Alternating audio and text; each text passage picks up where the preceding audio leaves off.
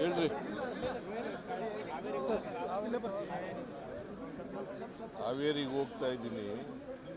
ಅಲ್ಲಿ ಒಂದು ಕನಕ ಭವನ ಮತ್ತು ಸಂಗೊಳ್ಳಿ ರಾಯಣ್ಣ ಅವರ ಪ್ರತಿಮೆ ಉದ್ಘಾಟನೆ ಮಾಡೋಕ್ಕೆ ಹೋಗ್ತೀನಿ. ಮತ್ತು ನಮ್ಮ ಹಾವೇರಿ MLA ಶಿವಣ್ಣನ ಕಾನ್ಸ್ಟಿಟ್ಯೂನ್ಸಿನಲ್ಲಿ ಮತ್ತು ಹಾವೇರಿ ಕಾನ್ಸ್ಟಿಟ್ಯೂನ್ಸಿಗೆ ಸಂಬಂಧಪಟ್ಟಂತೆ ಒಂದು ಕೆರೆ ವಾಗಿನ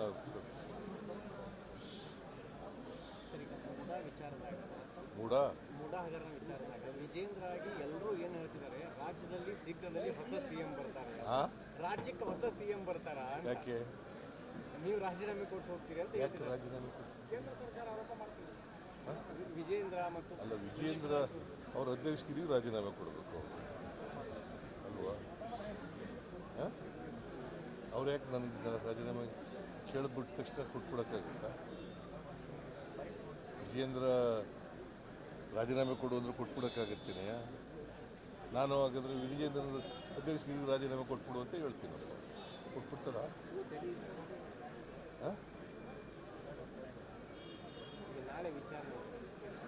ನಾಳೆ ಆರ್ಗ್ಯುಮೆಂಟ್ ನಡೀತದೆ. ನಾಳೆ ಆರ್ಗ್ಯುಮೆಂಟ್ ಆಗಲಿ, ನೋಡೋಣ ಏನು ಹೈಕೋರ್ಟ್ ಏನು ತೀರ್ಮಾನ ಮಾಡ್ತದೆ.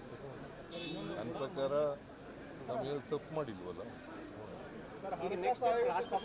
ಏನಾದರೂ ಹೋಗೋ ಪ್ಲಾನ್ ಇದೆಯಾ ಸರ್ಕಾರದ ವತಿಯಿಂದ? ರಾಷ್ಟ್ರಪತಿಗಳನ್ನ ಭೇಟಿ ಆಗೋದು ಆ ಥರ ಯೋಚನೆ ಮಾಡಿ. ನಾಳೆ ರಾಜ್ಯಪಾಲರಿಗೆ ನಮ್ಮ ಎಲ್ಲ MLAಗಳು, ಮಂತ್ರಿಗಳು, MLCಗಳು, ಸಂಸದರು ಎಲ್ಲರೂ ಕೂಡ ಭೇಟಿ ಮಾಡಿ ಕುಮಾರಸ್ವಾಮಿ ಮೇಲಿರ್ತಕ್ಕಂಥ ಸ್ಯಾಂಕ್ಷನ್ ಕೇಳಿದಾರಲ್ಲ ಅದನ್ನು ಒತ್ತಾಯ ಮಾಡ್ತಾರೆ. ನಿರಾಣಿ ಮೇಲೆ ಕೇಳಿರ್ತಕ್ಕಂಥದ್ದು, ಜೊಲ್ಲೆ ಮೇಲೆ ಕೇಳಿರ್ತಕ್ಕಂಥದ್ದು, ಆಮೇಲೆ ಜನಾರ್ದನ್ ರೆಡ್ಡಿ ಮೇಲೆ ಕೇಳಿರ್ತಕ್ಕಂಥದ್ದು, ಅವುಗಳು ಭಾಳ ದಿನಗಳಿಂದ ಪೆಂಡಿಂಗ್ ಇದ್ದಾವೆ. ಅದನ್ನು ಕ್ಯಾಬಿನೆಟ್ ಇದಕ್ಕೆ ಎಂಥದ್ದು ಪ್ರಾಸಿಕ್ಯೂಷನ್ಗೆ ಕೊಡಿ ಅಂತ ಕೇಳ್ತಾರೆ. ಬಿಕಾಸ್ ಅವುಗಳೆಲ್ಲ ಕೇಸ್ಗಳಲ್ಲಿ ವಿಚಾರಣೆಯಾಗಿ ಚಾರ್ಜ್ ಶೀಟ್ ಹಾಕೋಕ್ಕೆ ಪೆಂಡಿಂಗ್ ಇದ್ದಾವೆ. ನಮ್ಮ ಕೇಸ್ನಲ್ಲಿ ವಿಚಾರಣೆನೇ ಆಗಿಲ್ಲ, ಯಾವುದೇ ರಿಪೋರ್ಟ್ ಇಲ್ಲ. HD ಕುಮಾರಸ್ವಾಮಿ ಕೇಸ್ನಲ್ಲಿ ವಿಚಾರಣೆಯಾಗಿ ಚಾರ್ಜ್ ಶೀಟ್ ಹಾಕಬೇಕು, ಅದಕ್ಕೋಸ್ಕರ ಪ್ರಾಸಿಕ್ಯೂಷನ್ಗೆ ಪರ್ಮಿಷನ್ ಕೊಡಿ ಅಂತ ಕೇಳ್ತಾರೆ. ಇದನ್ನೆಲ್ಲ ನೋಡಿದ್ರೆ ಸಿದ್ದರಾಮಯ್ಯನವ್ರನ್ನ ಯಾಕೆ ಟಾರ್ಗೆಟ್ ಮಾಡ್ತಿದ್ದಾರೆ? ಸಿದ್ದರಾಮಯ್ಯನವ್ರನ್ನ ಯಾಕೆ ಟಾರ್ಗೆಟ್ ಮಾಡ್ತಿದ್ದಾರೆ? ಹೈಕಮಾಂಡ್ನವರು ನನ್ನ ಮೇಲೆ ನನ್ನ ಟಾರ್ಗೆಟ್ ಮಾಡ್ತಾ ಇದ್ದಾರೆ. BJPಯವರು ಮತ್ತು JDSನವರು ಇಬ್ಬರು ಸೇರ್ಕೊಂಡು ನಮ್ಮ ಸರ್ಕಾರನ ಅಸ್ಥಿರಗೊಳಿಸಲಿಕ್ಕೆ ಪ್ರಯತ್ನ ಮಾಡ್ತಾರೆ.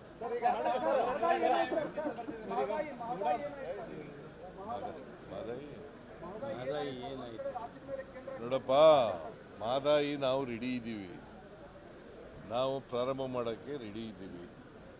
ನೀವು ಇವ್ರಿಗೆ ಕೇಳಬೇಕಾದಂಥ ಜೋಶಿ ಕೇಳಬೇಕಾದ ಪ್ರಶ್ನೆ ನನಗೆ ಕೇಳಿದ್ರೆ, ಜೋಶಿಯವರು ಕೇಂದ್ರ ಸರ್ಕಾರದಿಂದ ಪರಿಸರ ಇದೆಯಲ್ಲ, ಎನ್ವೈರನ್ಮೆಂಟ್ ಕ್ಲಿಯರೆನ್ಸ್ ಕೊಡಿಸಿದ್ರೆ ಇಮಿಡಿಯೇಟಾಗಿ ಮಾಡ್ತೀವಿ. ವಿಚಾರದಲ್ಲಿ ಏನು ತಾವು ಪತ್ರ ಬರೆದಿದ್ದೀರಾ ಹಣಕಾಸು ಆಯೋಗಕ್ಕೆ? ಕೇಂದ್ರ ಸರ್ಕಾರ ಪರಿಹಾರ ಕೊಡಬೇಕು ಹಣಕಾಸು ಆಯೋಗಕ್ಕೆ. ಹಣಕಾಸಿನ ಆಯೋಗ ಬೇರೆ. ಆರ್ಟಿಕಲ್ 280 ಪ್ರಕಾರ ಹಣಕಾಸಿನ ಆಯೋಗ 5 ವರ್ಷಕ್ಕೊಂದ್ಸರಿ ಆಗುತ್ತೆ. ರಾಜ್ಯ ಮತ್ತು ಕೇಂದ್ರ ಸರ್ಕಾರಗಳಿಗೆ ಈ ದೇಶದಲ್ಲಿ ತೆರಿಗೆ ಆಯ್ತದಲ್ಲ, ತೆರಿಗೆ ಅದನ್ನು ಯಾವ ಪ್ರಮಾಣದಲ್ಲಿ ಹಂಚ್ಕೋಬೇಕು ಅಂತೇಳಿ ಶಿಫಾರಸು ಮಾಡ್ತಾರೆ. ಅದರ ಪ್ರಕಾರ ಕೇಂದ್ರ ಸರ್ಕಾರ ನಡ್ಕೋಬೇಕು. ನಿನ್ನೆ 16th ಫೈನಾನ್ಸ್ ಕಮಿಷನ್ ಅವ್ರು ಬಂದಿದ್ದರು. ಅವ್ರಿಗೆ ನಾನು, ನಮ್ಮ ಎಲ್ಲ ಮಂತ್ರಿಗಳು ಮತ್ತು ಅವರು 16th ಫೈನಾನ್ಸ್ ಕಮಿಷನ್ನ ಚೇರ್ಮನ್ ಅರವಿಂದ ಪನಗೇರಿಯ ಅವರೆಲ್ಲರ ಜೊತೆಲೂ ಕೂಡ ಮಾತಾಡಿದ್ದೀವಿ, ಚರ್ಚೆ ಮಾಡಿದ್ದೀವಿ, ಮೆಮೊರಾಂಡಮ್ ಕೊಟ್ಟಿದ್ದೀವಿ. ನಮ್ಮ ಇದನ್ನೇನು, ನಮ್ಮ ನಿಲುವೇನು ಅಂತಕ್ಕಂಥದ್ದನ್ನು ಕೂಡ ಹೇಳಿದ್ದೀವಿ. ಯಾಕಂದರೆ ನಾವು ಪ್ರತಿಭಟನೆ ಮಾಡಿದ್ದು ಡೆಲ್ಲಿಗೆ ಹೋಗಿ 15ನೇ ಹಣಕಾಸಿನಲ್ಲಿ ಅನ್ಯಾಯ ಆಗಿದೆ, 11,495 ಕೋಟಿ ವಿಶೇಷ ಗ್ರ್ಯಾಂಟ್ ಕೊಡ್ತೀವಿ ಅಂತ ಹೇಳಿದ್ರು, ಕೊಡಲಿಲ್ಲ. ಶಿಫಾರಸು ಮಾಡಿದ್ದು 15 ಹಣಕಾಸು, ಅದು ಕೊಟ್ಟಿಲ್ಲ. ಮತ್ತು ನಮಗೆ 4.713ರಿಂದ 713 ಅಲ್ಲಿಂದ 3.647 ಕಡಿಮೆ ಆಗಿಬಿಟ್ಟಿದೆ. ಸುಮಾರು 1.66% ನಮಗೆ ರಾಜ್ಯಕ್ಕೆ ಬರಬೇಕಾಗಿದ್ದಂತೂ ಬರಲಿಲ್ಲ. ಅದರಿಂದ ಒಟ್ಟಾರೆಯಾಗಿ ನಮಗೆ ಸುಮಾರು 80,000 ಕೋಟಿ ರೂಪಾಯಿ 5 ವರ್ಷದಲ್ಲಿ ನಷ್ಟ ಆಗಿದೆ. 15ನೇ ಹಣಕಾಸಿನ ಆಯೋಗ ಅದನ್ನು ಸರಿಪಡಿಸಿ ಅಂತೇಳಿ ನಾವೆಲ್ಲ 16ನೇ ಹಣಕಾಸಿನ ಆಯೋಗದ ಚೇರ್ಮನ್ಗೆ ಮತ್ತು ಸದಸ್ಯರಿಗೆ ಮನವಿಯನ್ನು ಮಾಡಿದ್ವಿ. ಈ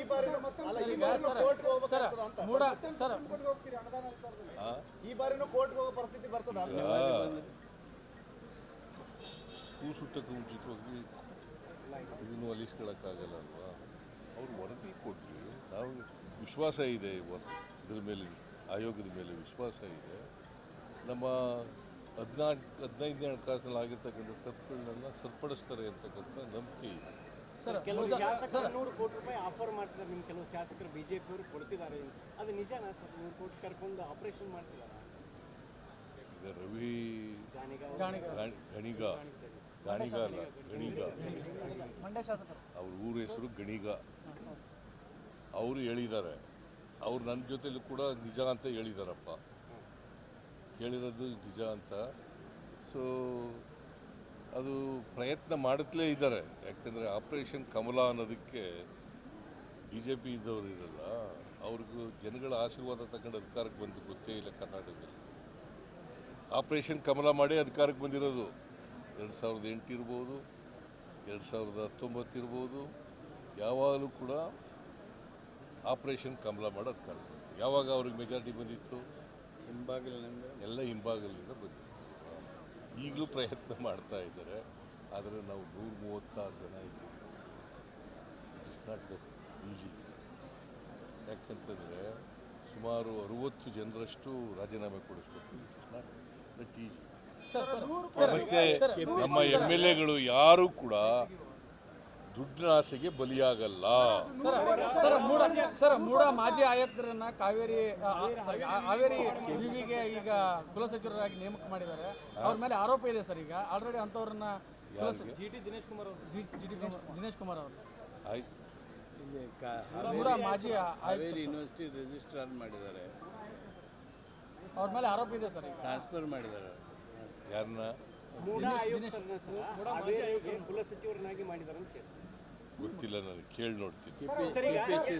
ಇನ್ನು ಅರ್ಬನ್ ಡೆವಲಪ್ಮೆಂಟಿಂದ ಏನಾರು ಮಾಡಿದರೆ ಮಾಡಿರಬೇಕು, ಕೇಳಿ ನೋಡ್ತೀನಿ. ದರ್ಶನ್ ವಿಚಾರ ಸರ್ಕಾರಕ್ಕೆ ಮುಜುಗರ ಆಯ್ತಾ ಅಂತ, ರಾಜಾತಿಥ್ಯ ಕೊಡ್ತಿದೆ ಅಂತ ಬಿಜೆಪಿಯವರ ಆರೋಪ. ಕಾಂಗ್ರೆಸ್ ಗೌರ್ಮೆಂಟ್ನಲ್ಲಿ ಏನು ಬೇಕಾದರೂ ಆಗುತ್ತೆ. ಯಾರು ತಪ್ಪು ಮಾಡಿದರೆ ಅವ್ರ ಮೇಲೆ ಈಗಾಗಲೇ ಕ್ರಮ ತಗೊಂಡು 9 ಜನರಿಗೆ ಸಸ್ಪೆಂಡ್ ಮಾಡಿ ಅಲ್ಲಿ ಇರಬಾರ್ದು. ಬೆಂಗಳೂರು ಜೈಲಿನಲ್ಲಿ, ಪರಪ್ಪನಗರದ ಜೈಲಿನಲ್ಲಿ ಇರಬಾರ್ದು ಅಂತ ಅವ್ರನ್ನ ಬಳ್ಳಾರಿ ಜೈಲಿಗೆ ಕಳಿಸಿದ್ದೀವಿ. ನಾವು ಕೂಡಲೇ ಗೊತ್ತಾದ ತಕ್ಷಣ ನಾವು taken action against the 2 people and also DGPಗೆ, ಜೈಲಿನ DGPಗೆ ನೋಟಿಸ್ ಕೂಡ ಕೊಟ್ಟಿದ್ದೀವಿ.